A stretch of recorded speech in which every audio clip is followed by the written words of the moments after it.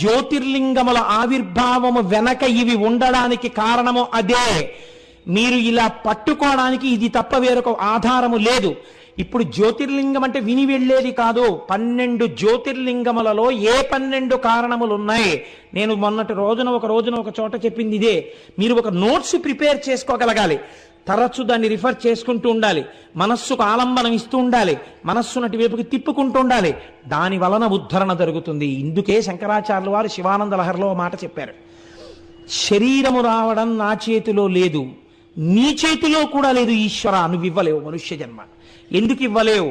నా పాపపుణ్యాల్ని బట్టి నువ్వు ఇవ్వాలి తప్ప వీడికి మళ్ళీ మనుష్య జన్మనిచ్చే అధికారం నీకు లేదు. ఈశ్వరుడికి లేదు అధికారం. కాబట్టి నువ్వేం చెయ్యగలవు? నా పాపపుణ్యాల్ని బట్టి శరీరం ఇస్తావు. శంకరులు దయామయుడు కాబట్టి, జగద్గురువు కాబట్టి మనందరం చెప్పుకోగలిగినటువంటి ఒక గొప్ప